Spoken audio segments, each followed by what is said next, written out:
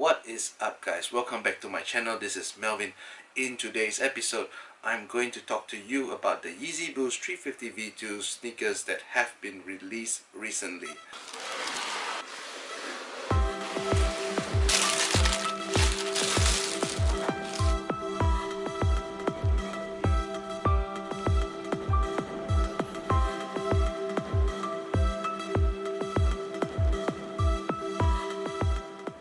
Of course, the semi-frozen pair, otherwise known as the Yeezy McChickens, is in fact a re-release. Despite the mockery, this was one of the more limited and sought-after pairs that dropped in 2017. Resale prices was in the region between 700 to 1000 US in my size. Of course, all that has changed after Adidas started releasing them in much larger quantities.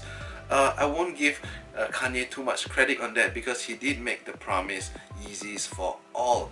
But I guess it's just business, more revenue to the company when shoes are being sold. So if you have been wanting Yeezys, especially if this is your first personal pair, I think the best time to get one is now. The larger quantities means more accessibility. So even if you don't manage to cop one at retail, resale prices is at an all-time low, and some are actually known to be still sitting in stores. Yes, I took this footage a day right after the McChickens drop, though I have to add that only sizes UK 7 and below were available then. But it was how my wife had an easy cop of one of these. There are a lot of mixed reactions to this colorway, but let us not debate on that because I personally feel that these are absolute fire when you style it with the right outfit. But before the semi-frozen shoes were the Sesames I have over here, kind of set on it, and by the time when I wanted a pair, which was like maybe a third or fourth day after the drop, it was sold out everywhere online, including YeezySupply.com. So my next best option was StockX. Prices then were hovering around 255 to 260 US, but I had to factor in an additional 40 for international shipping. So I lowballed. I made a bid for 225, which is just $5 above retail, and guess what? Someone accepted. I was pretty surprised actually. I'm not sure if it was a bug or something because the lowest bid right after my sale was still in the region of above 240 US. On top of that, and this is not a bug, right? I did have a buyer's reward, which is a discount on the shipping. So all in, after conversion, I only paid a dollar less than what I would pay for retail in Singapore with tax. So I really got a good deal for one of these, and that is my story of the Sesames. Last but not least, the 350 V2 Static, which dropped a couple of weeks after the McChickens. The one I'm holding is the non-reflective pair, but like 99% of you guys out there, I took an L on the reflective ones, which were rumored only to have 5,000 pairs, but later actual figures were later revealed to be 17,000. They were fetching an average price of 600 US, which is decent based on how poor Yeezy shoes have been performing over the past 6 months. We started with the V2 Butters. 250 to 270% profit is a respectable margin. Nothing is in the pipeline as far as I know, but I do hope Adidas and Kanye would repeat this for future releases where we have two variants of the same model, much like the Static one, which is the general release model, the other this crazy limited pair just for the resellers and sneakerheads.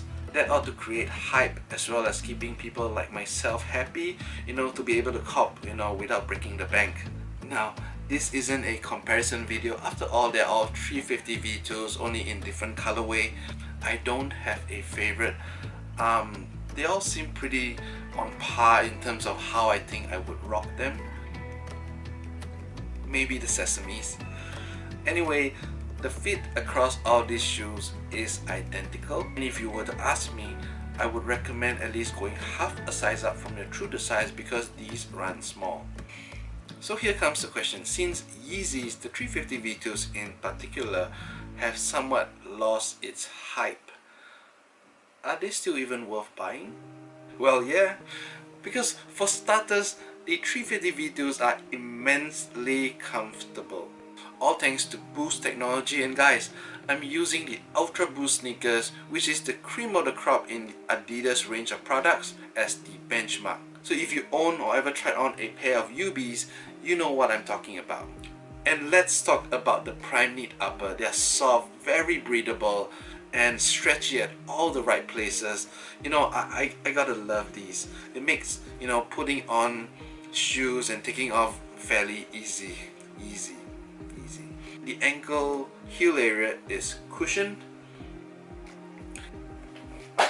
and as simple as the shoe looks, it isn't without structure. There are reinforcements inside the shoe to hold its shape as well as protect your toes. Previously, you could only reach your hand in to feel them, but thankfully with the Static, which has this see-through mesh window, you can actually see part of the spot that I'm talking about.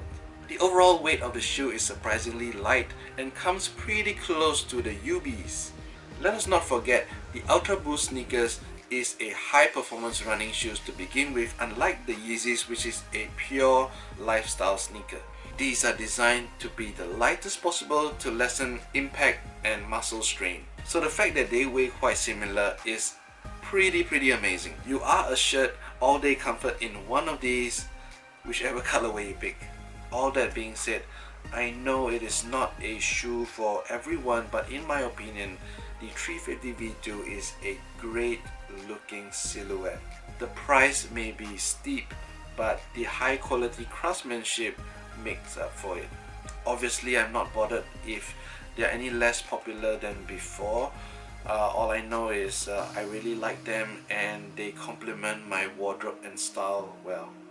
And that wraps up today's video. Thank you for watching.